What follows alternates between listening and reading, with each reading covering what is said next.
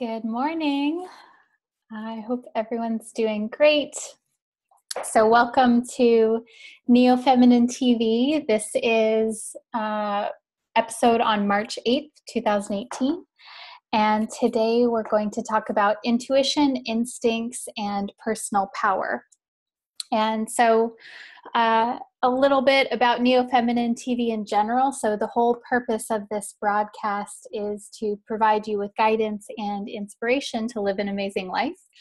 And so what that means is talking about different topics that are relevant for the astrology right now when I'm recording it, but then also just topics that are relevant in general in everyday life, so that you can draw upon these things when it is that you need them. So I am recording this live, so I'll ask that if you are listening live and if you can hear me, just maybe leave a little comment in the chat box, and that way I know that this is all working good. And I see, hi, Jennifer said hi. So I'm excited to get started today.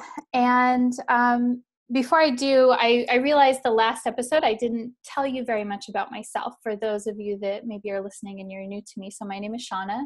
I am a counselor and an astrologer, and I like to do things like this. I like to share things that are meaningful, that involve some element of astrology, but then how do we apply that to everyday life? And so that's a lot of what I'll be talking about today. And if you want to find out more about me, you can find me on Instagram, Facebook, and YouTube under NeoFeminine Astrology. So that being said, let's go ahead and get started. So the first thing, so this combination that I have all together, it was put together very intentionally. So we're going to talk about intuition, which when I say intuition in the context of today, I really mean it not necessarily like clairvoyance intuition or seeing things or doing readings for people, but intuition in this knowing. And I wanted to talk about that today because we have the moon in Sagittarius, we have Jupiter stationing retrograde today, and those things in astrology are related to intuition and related to the clarity that comes when you connect with your intuition. And so there's a few different ways of working with this. There's the clarity that comes when you get that inner knowing, when you get that like a revelation or an insight or something that seems to just kind of pop into your head. That's what I would consider intuition. But then there's also another piece, especially for us as women, and what I like to call instincts that I'll talk about today. And so instincts, when I say that, that's like the gut feeling. That's like where your body feels it. And I think that, and I'm curious what you all feel about this. I think that some people resonate more with intuitions, like knowings and getting insights and ideas. And then some people resonate more like where they feel something in their body. And we each have these different capacities. And I think that instinct and intuition, they're both different tools that we have in our toolbox. And I wanted to talk about those things today because, and I made a video about this recently, I've noticed that a lot of times when people will come to me for a reading or just talk to, like, the problems that we have in general, myself included, is that we want to know what is the right path, what is the most prosperous, what is the most lucrative, what is going to be the most satisfying decision to make, what is going to be the most satisfying activity to do, whether that's career or partner or even just asking for something it is that we want. Is it okay to want that thing? All of these things. And so what I really want for you today is to have a better understanding of how to work with getting clarity through intuition and instincts, and how it is that we can do that, and how it is that we can refine these tools over time. And then that leads to the next topic, which is personal power. And so I think that in our society, when we think of personal power, when we just think of the word power in general, and we think of a powerful woman, we think of a woman who is killing it or slaying or boss babe. Like, all of those words come up for me when I think about power. But I'm really curious about redefining that word when it comes to feminine power, because I think that there can be a way in which we have power and we still have this feminine essence where it's power that is stable and sturdy, and it stands and it's strong, and power that isn't necessarily pushing or forcing or like a dominating kind of power. It feels like more of a receptive kind of power. And so I want to think about that. And I say that because I think that a lot of times we're put in positions where if we want to feel strong, that means that we need to push through something, or that means that we need to push through resistance or be brave or speak loudly. And I don't know that that always has to be the case. I think that's more of a masculine exhibit of power. And so I'm really curious, what does it look like to have feminine power? What can that be like? And so I have some things that I want to read to you today. So today I'm going to be reading from The Women Who Run with the Wolves, which is one of my favorites, but not yet. That one in a second. This first, I want to read from this book that's called The Wheels of Life, and it's by Anodea Judith. It's basically a book about the chakra system. And so, see if you can see it. Here, I'm holding it up on the video. And this book is fucking amazing in general for the chakra system, which are the energy centers of the body. But it's really just an interesting book on how to live in a more holistic way, how to live in a way that integrates your physical, mental, emotional, and spiritual well-being, like integrating all of these different pieces of you, all the subtle pieces with the physical pieces. And so in one part here, she's talking about intuition, and she's actually talking about what's called the crown chakra, the seventh chakra. So this chakra is associated with the planet Uranus, with insight, with intuition. But when she talks about it here, she's talking about there's different kinds of intuition, kind of like I was saying before. There's like seeing things and sensing things in your environment, and I would call that clairvoyance. But then there's another kind of intuition, which is more of a connection to your higher self. And that's what I'm really interested in at this point in time, like today and just in general as well, because I think that especially if a person is a sensitive person, it comes more naturally when you develop your intuition. Like if you're doing a lot of yoga, if you're doing a lot of meditation, if you're just already a highly sensitive person, it can come more naturally to pick up what's going on in the world around you, like the people that are in your life, the energy of the room and that kind of thing. And that can be helpful, but it can also be a distraction, because it's not always that you're connecting to yourself, you're connecting to other people and other situations, and that can pull on your focus, it can pull on your energy. And so I want to read this piece from you, because I think that this is important, what she says here, and all of this, like, how do we sift through these things? So she says, and this again is Anodea Judith, The Wheels of Life. There are countless techniques for meditation. You can regulate your breath, intone mantras, visualize colors, shapes, or deities, move energy through your chakras, walk or move with awareness, hook yourself up to a brain machine, or just stare blankly in front of you. To be worthwhile, all of these forms must have one thing in common.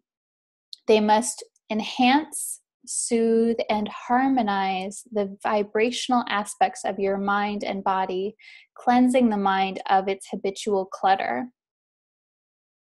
We take it for granted that we need to take showers, clean our houses, and wash our clothes. We'd be uncomfortable if we didn't, to say nothing of being the object of social criticism. Yet the mind and its thoughts also need cleansing, perhaps even more so than our bodies. The mind works longer, encounters wider dimensions, and runs the operating systems of our life as well. While few of us would consider eating dinner on yesterday's dirty dishes, we think nothing of tackling a new problem with yesterday's cluttered mind. No wonder we feel tired, confused, and ignorant. And so, full disclosure on this, she's saying here, basically, meditation is a way of cleansing the mind, cleansing the energy system of clutter. And so I want to talk about this a little bit. And I also want to say that she focuses primarily on meditation as the tool to cleanse your mind, to cleanse your energy, but that is not the only way. I think it's an excellent way, and I'm definitely partial to meditation because I've seen that work very well for a lot of people, and it's worked amazing for me, but it's not the only way. There are other things that we can do. What I really want to emphasize here is that she says that all of these forms, whether it's meditation, walking, moving meditation, all of these forms have one thing in common. They must enhance, soothe, and harmonize the vibrational aspects of the mind and body, cleansing the mind of its habitual clutter. And so I want to break that down a little bit because the real goal here of what she's talking about is how to connect to your intuition, how to connect to your knowing, basically how to have clarity. Really what we're talking about here is how to make decisions that are best for you when things feel uncertain or when there's a certain amount of hesitation. What this really is about harmonizing your energy. And so this can definitely be done by meditation, but it can also be done by walking or running or doing any kind of activity that feels like you're in the flow. So for some people that might be like, I think this is why we get stuck on our phone so much, because you're just doing, and you're if you're scrolling through your phone, I think that sometimes there's a certain element of that can be helpful, especially if it's like you're looking at visual images, like let's say Instagram or Pinterest, or you're looking on like Etsy for things that are inspiring and interesting and intriguing. I think that can be helpful. As long as it stays within something that is, like she says, enhancing versus numbing. So we want to avoid activities that numb. There's a big difference between numbing and going with the flow. And I think the big difference is that when you're doing an activity that feels numbing, you actually feel that way. Like you feel like, hey, what the fuck was I like? What's happening? I don't even like feel myself. Versus when you're in the flow, time goes by quickly, but there's more of an expansive kind of feeling. You feel refreshed after the activity. And walking and running works really well for this because it actually balances out the different sides of the brain. And so, the thing is that when we are out in the world, we do take on this clutter. We're talking to people are putting their agendas onto us consciously and unconsciously, and we're trying to meet the demands of what it is that's expected of us. How do we move through the world? All of these different things. What are the things that we want to accomplish? And so it's like all of this stuff gets thrown into our energy system. And so we just need to take an energetic shower, really, is what she's saying here. And I find that most often the thing that leads to hesitation is when we either are not being honest with ourselves on what we're actually feeling because we don't want the situation to be true, or there is just psychic clutter that's happening. We've just been like going throughout our day, and we're just have everyone else's problems on our mind, or all of the problems, etc. And the other thing that I want to say about this too, when it comes to the last piece that she said, was She talks about tackling a problem with yesterday's cluttered mind. What I do also want to say is that a lot of people have this idea that when you meditate, you should have a completely uncluttered mind, that your mind should be still or calm or spacious, or that you should have no thoughts. And I strongly disagree with that, and I will tell you why. Because the nature of the mind is we can't control it. Like you can't not think about something that you want to think about. It's like our emotions also, they're uncontrollable. And I find that there's a lot of emphasis in some spiritual communities in some meditation practices on controlling the mind or controlling the emotions. And this makes me really sad, because our thoughts and our emotions are actually carrying a lot of wisdom for us. And I don't think they're to be controlled. I think they're to be listened to, and then we can choose and decide how to act. I think that controlling our actions is really where it's at. Because trying to control your emotions or your mind is really setting yourself up for setting yourself up for frustration. And so I think what she means by that is, working with yesterday's cluttered mind. I think there's a difference between an active mind and a mind that's moving and a cluttered mind. Because you can have thoughts coming in and out when you're meditating, and that doesn't necessarily, like, sometimes that can be clutter, sometimes it cannot be clutter. When I think of clutter, I think of just everything hodgepodge, and things that don't belong are in places that they don't belong in. And so what I mean by that, as far as the mind, are there problems that are spinning and thoughts that are spinning over and over and over again? And are those becoming like something that is repetitive and kind of gets like stuck? Like there's a hook that just keeps getting stuck. And so I would consider that clutter. And I think that, repetitive thoughts, especially repetitive thoughts that are not helpful, they're going to cycle through until we pay attention to them. And so I think that's why meditation and any kind of meditative movement or meditative activity can be so helpful, because at some point that thought that's just cycling through, that's acting kind of like a cog in the wheel, it either falls away naturally, organically, or you become aware of it and you're like, oh, there's this thing, there's this thought or this pattern, and then you can kind of like get into it and untangle it. So that's what I wanted to say about that. The other piece of this that I want to talk about, and also I want to say too, if you're listening in the live broadcast, feel free to type questions anytime. I'll stop at some point and answer questions. I might stop in the middle, but I'll definitely stop at the end to answer questions from you if you're listening live. And then I have a few people that sent in questions via Facebook and Instagram too. So I want you to know that I'm listening. If you're like, hey, what do you mean by that? I will stop and answer that. So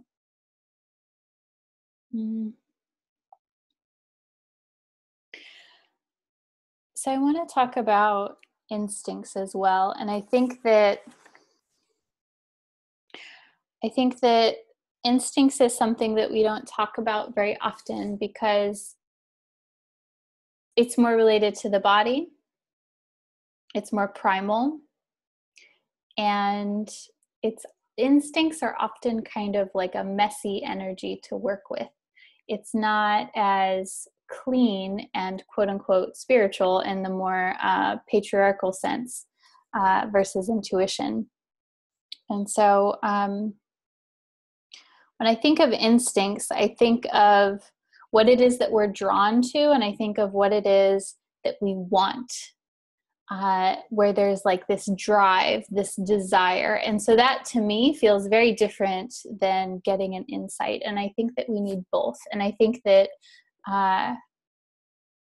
that connecting to our instincts is like this other piece that can help us move through the world with confidence and with clarity, and to really be able to make decisions. Because instincts is related to the intuitive part of your body that is more earthy. So we think of the lower chakra system, if we're using the chakra system, like the solar plexus, the sacral, and the root chakra. Those are all related to instincts. And so I'll read from you. This is from The Women Who Run with the Wolves by Clarissa Pinkola Estes. I read from this book in my weekly video. I love her work so much. There's so much here. Like, I've read this book a million times. So what I'm going to read is from one of the stories called Vasilisa, and it's this story of this girl who, it's kind of like a take on Hansel and Gretel almost, but basically this young girl, she leaves and she goes into the forest to find the Baba Yoga, to basically find, it's a representation of the dark goddess, and it talks about her journey and how it's titled Retrieval of Intuition as Initiation. And so in this part I want to read to you, she's talking about the instinctual self.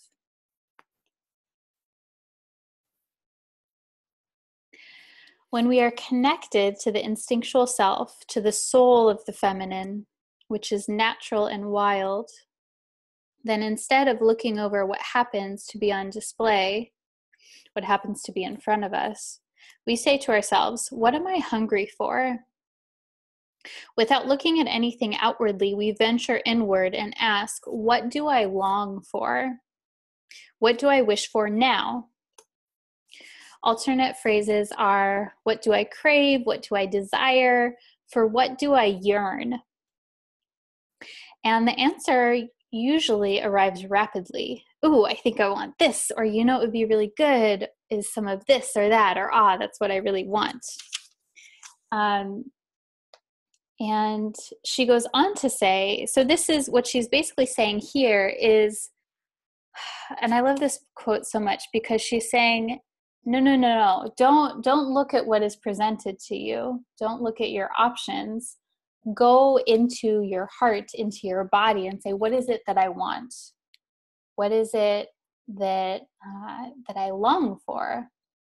What's this wanting? And that is really what the instincts are.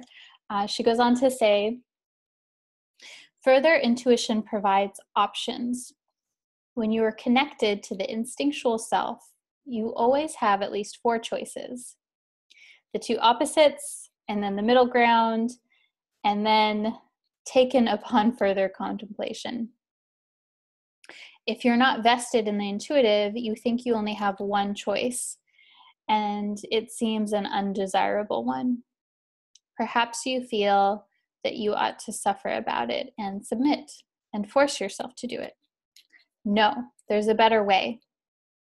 Listen to the inner hearing, the inner seeing, the inner being. Follow it. It knows what to do next. And so I like this a lot, because I think that so often we get stuck in thinking that there's only one option because that's what's presented to us, or there's only an either or option because that's what's been presented. And so I like what she says here about connecting to the instinctual self, and instead of focusing on the options and needing to make a decision, focusing on what it is that we want. And so full disclosure, I know that sometimes shit is real and you have to make a decision, and sometimes there is only one option, sometimes there's only 2 options, and sometimes the reality of the situation is that it is what it is. And so I don't want to spiritual bypass the fact that sometimes we do have to make really hard decisions, and sometimes there's sacrifice that's necessary. And I also, I found this to be true time and time again, that there's often more options available to me than meets the eye. And sometimes that means pushing forward and investigating something. Sometimes that means waiting. So I'll tell you a story about a time where I thought that I only had two options, and I kind of regretted it. I regretted moving forward too quickly. So a few years ago, I was renting a place. I was actually living on a horse ranch, which was really random. I was renting a little house there, and there was a flood in my bedroom, in my bathroom, actually. And so I had to move out of my room, and they had to pull up the flooring. It was kind of crazy. It was just like the whole entire floor had to be pulled up. There had been a leak there for like a month or something like that. It was all underground. And I was already planning to move in a few months. So I was kind of scrambling. I was like, well, should I just move now? Should I just kind of like sleep in the living room while they're doing all this construction? And I felt like this sense of panic. I felt this sense of like being forced out of my home, because I was either forced to stay in a place that's uncomfortable, the living room, or like where all my stuff is all displaced, you know, or to quickly find a place that that maybe like where I had to settle, to find a different place to live, where it was just kind of like quickly, and where I had to compromise because I had to find something so quickly.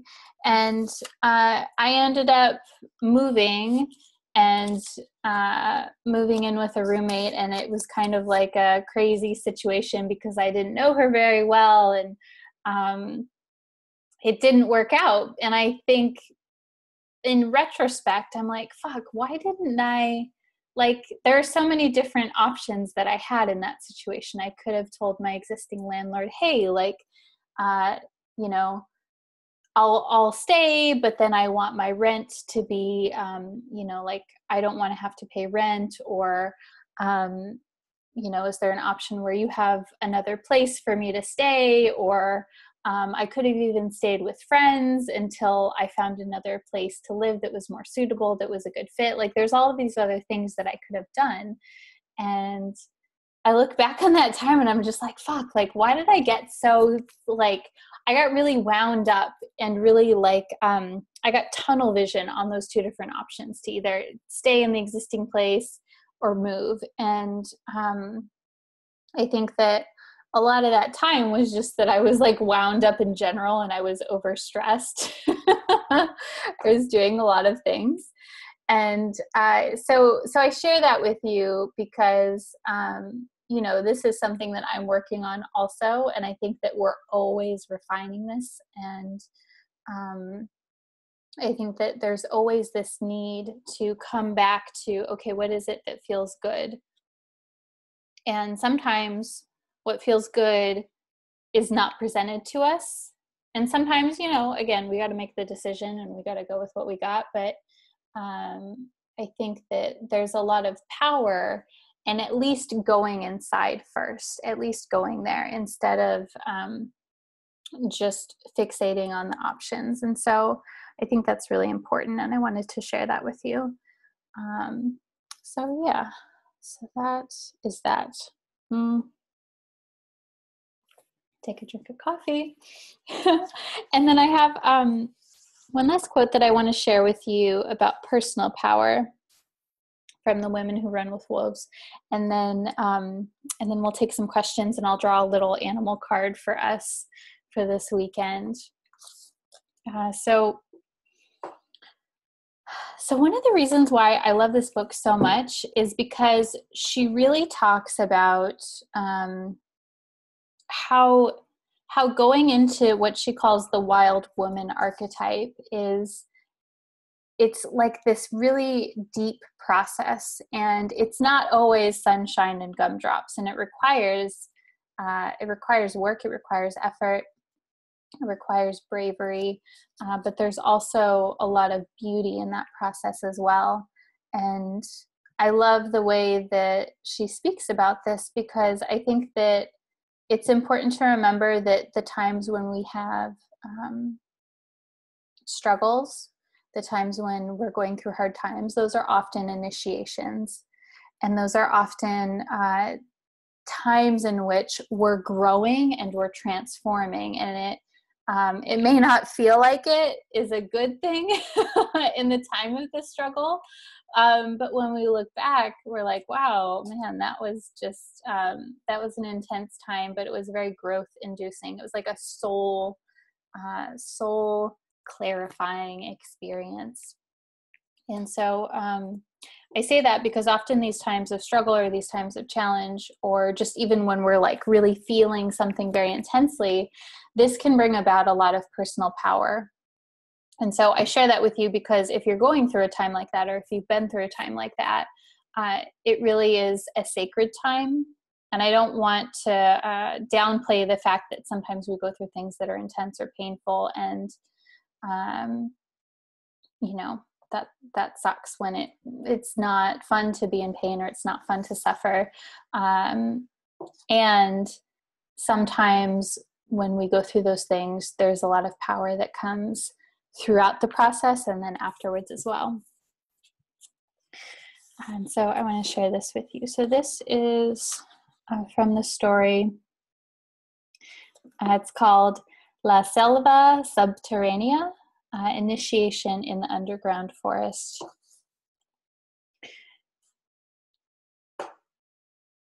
The time with the wild woman is hard at first.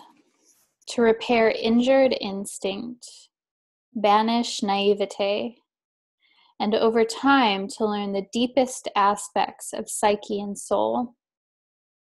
To hold on to what we've learned, to not turn away, to speak out for what we stand for. All this takes a boundless and mystical endurance. When we come up and out of the underworld after one of our undertakings there, we may appear unchanged outwardly, but inwardly we have reclaimed a vast and womanly wildness. On the surface, we are still friendly, but underneath the skin, we are most definitely no longer tame. And I really love this where she says, all this takes a boundless and mystical endurance. I love that so much, because I think that so much of what we're building here, and what I would love for you, for me, for all of us, is to build this mystical endurance. And I think that's really what I would love to explore. Just in general, what I'm really curious about is, what is that mystical endurance, that personal power that is, it's about sitting with things. It's about sitting in uncomfortable spaces and doing the things that we know that are right for us, even though maybe it's not like the most attractive choice or the most sexy choice or the most fun thing to do, but it's the most necessary, and it leads to the most fulfillment. So I hope you guys like that quote. So I'm going to, I think I'll take a few questions first, and then I'll pull a card for us. And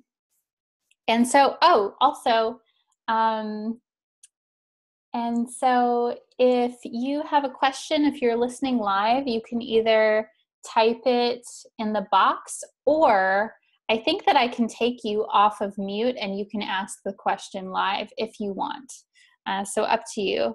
I haven't done that yet, so that if you want to do that, you'll be like a little experiment.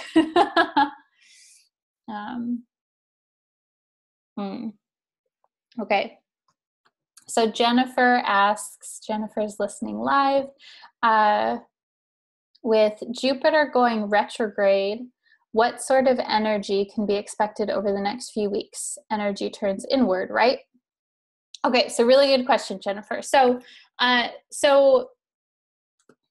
Jupiter going retrograde. Jupiter is a slower moving planet than, say, Mercury, Venus, or Mars. So what that means is its retrograde has a different kind of vibe to it versus Mercury retrograde. And it goes retrograde for a longer period of time. So that means it's retrograde for, I think, about 1/3 of the year or something like that. So it's, it's more subtle. So it'll be retrograde until July 10th this year. And so what this means for us is it means Jupiter represents our faith, our spirituality, our intuition, and Jupiter represents this sense of expansion. It is our capacity to expand our mind, expand our awareness, expand our belief system, to be more inclusive. It's growth. Like, how do you grow spiritually? How do you grow in your ideals? Even like the things that you're learning, how do you grow? How do you grow your skills and your knowledge? And so when it goes retrograde, what I would really pay attention to is the few weeks that it stations retrograde. So that would be these next few weeks. And so I would pay attention to places where you feel called to expand yourself, to expand, again, especially like things that you're learning about. That can be a spiritual study or spiritual skills, but it can also just be like something in your trade, something in your career that you're working on learning. It can be a focus on understanding yourself better. It can be a focus on, too, even just like learning new things via travel or reading or study, anything like that. So I wouldn't say that it's necessarily turning inward, because for Jupiter, it's a different kind of vibe than Mercury. Mercury retrograde is where our communication, our thought process is internalized.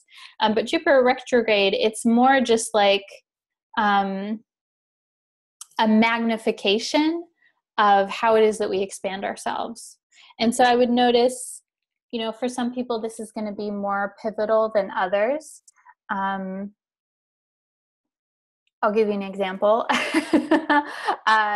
I happen to have Jupiter stationing retrograde in aspect to one of my personal planets, to a planet that rules my career point and just myself in general. And so I have gotten out of nowhere, out of the blue, a new job opportunity that is really awesome for me and will actually help me a lot with my school. I'm going back to school to finish my undergrad. And so getting this job is a way for me to expand myself in general, to be out in the world more, but it's also assisting me with my school and my studies. And so I think that's really interesting. So that's what I'll say about that.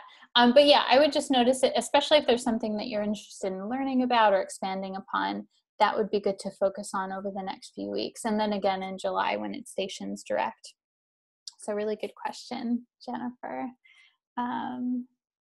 And Bailey was here, but she said she had to leave. So hi and bye, Bailey, if you're listening to the replay. Okay, so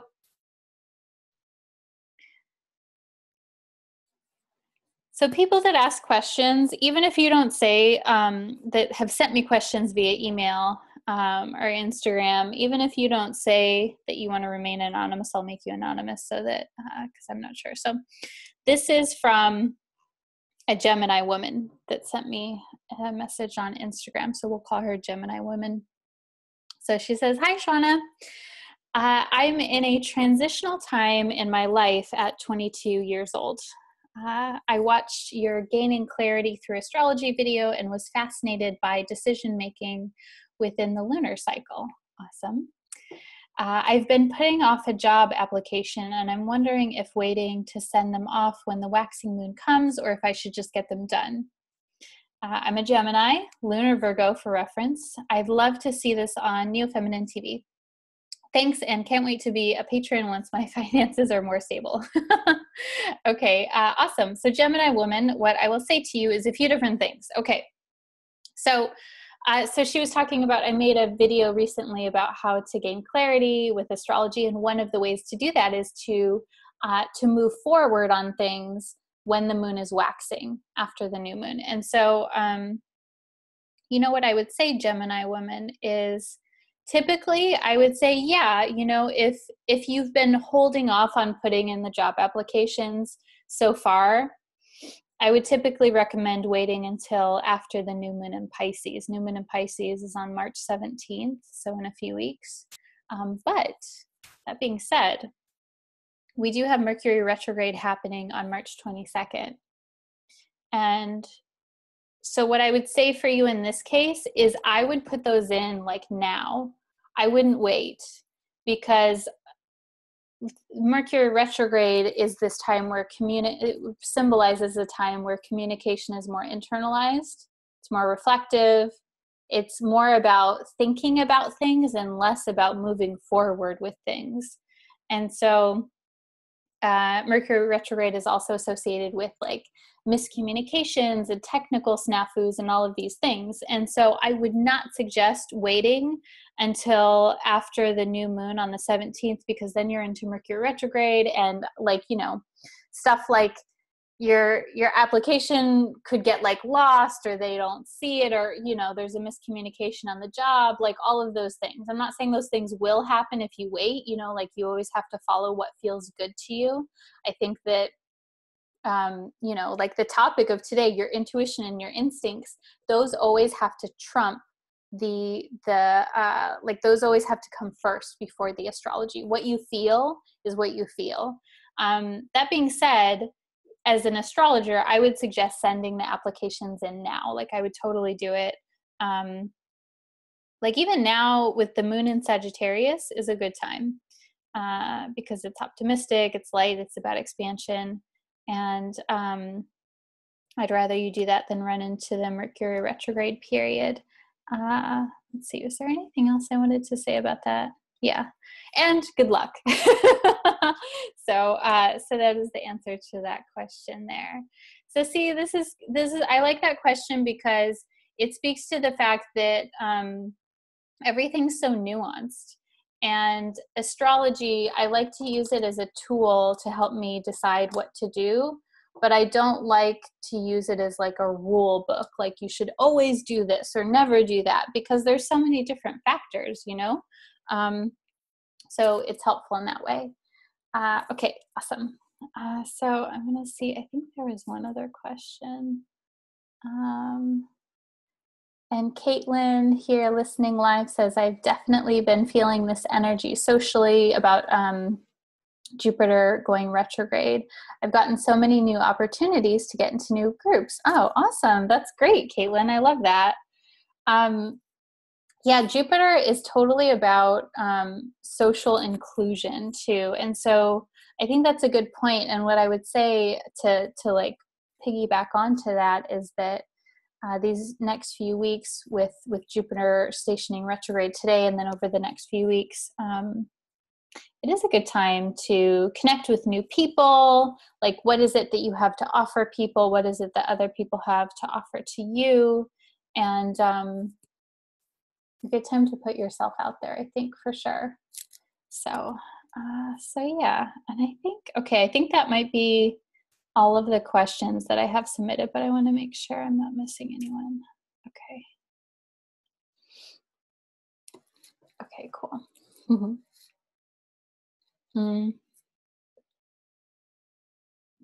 All right. So I'm going to pull a card for us. And so this is from the Wild Unknown, the Animal Spirit deck. And I love this deck so much because it's really beautiful and I really like the animals and it's just super fun. So I'm going to pull one card, and this will be kind of like, or it will be just basically guidance for us based on all the things that we've talked about. So this idea of intuition and knowing, and how we can connect with our inner knowing by really cleansing our system and getting rid of that the clutter that accumulates every day, how we can connect with our instincts, which is the knowing that comes from the body, that wanting, and then the personal power that comes from that as well.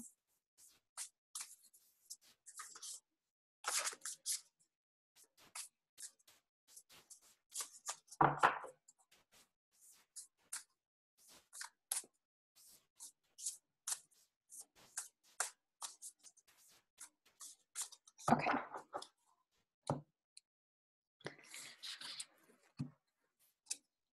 Oh, I like this one.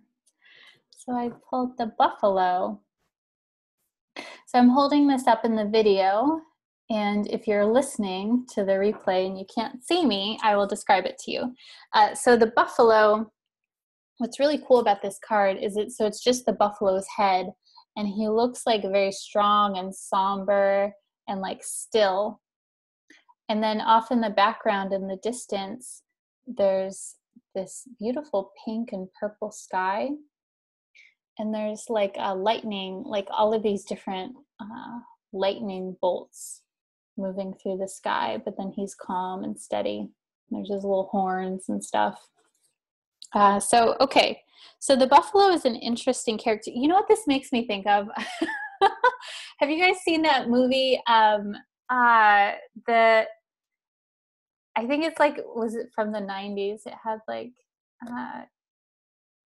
Kevin Costner in it or something. And gosh, oh my gosh, my mind is blanking. I'll go back to that. But it's like this guy that is out living with the Native Americans during the Civil War or something like that. And he connects with the buffaloes, and I'll come back to it. I can't remember. Damn it.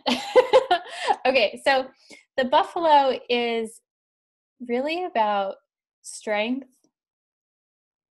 The buffalo is about this idea of like intuition and being with the herd, because buffaloes travel in herds, but then also having that strong individuality in general. And what I think is really interesting about this card that's drawing my attention is the lightning in the background.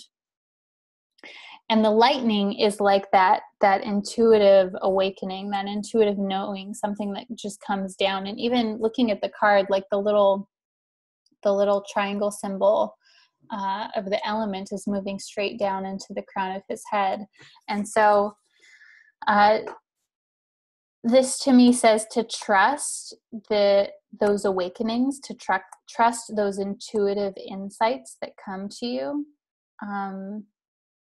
And that it's okay to be a part of the tribe, a part of your group, but then there can also be that spiritual awakening that comes. And it also reminds me of the last quote that I read from The Women Who Run with Wolves, where she talks about everything being calm and still on the outside, like you still smile nicely, but on the inside, there's something else that's happened. There's something else that's churned. And so I would say that's an encouragement to trust the insights, to trust those, and to be calm and still, and they will come. Dances with Wolves. Yes, that is the movie. Thank you, Jennifer. Dear God. Yeah, Kevin Costner. Have you guys seen that? Oh my gosh, it's hilarious. And he's like Tatonka, and he's like dancing around because Tatonka means buffalo. My dad loved that movie, and we watched it a lot when I was a kid. So it makes me think of that. And I think it's ironic that the movie is called Dances with Wolves, and I'm reading from The Women Who Run with the Wolves. So that's a little fun synchronistic thing. All right, awesome. I'm glad we figured out that mystery. So that is all for today. I really enjoyed sitting and talking with you about these things. I think these are important things, and I appreciate everyone for listening and for writing in with your questions. So when will we do this again? So this broadcast is done every single Thursday at 9 a.m. Pacific time. And so I have information on Facebook and Instagram.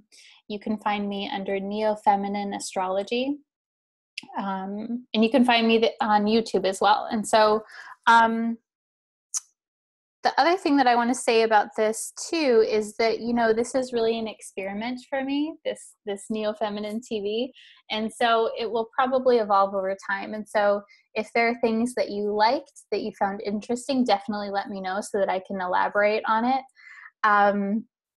And if you have a question that you want to submit that's like a personal question or an astrology question, or you're like, oh, what about this? Even if it's from a previous episode, or if it's for something upcoming, you can always message me on Instagram and Facebook under Neo Feminine Astrology, and then I'll include it in the show, and I'll answer it like Dear Abby style, kind of like I did today. So it's really fun for me. I love connecting with you, and I really love making all of these things real because I think it's important to talk about, but then it's also important to like apply it into everyday life because, you know, life is real. So, so that is all for today. And I'm sending you lots of love, wishing you an amazing week, an amazing weekend, and I'll talk to you soon.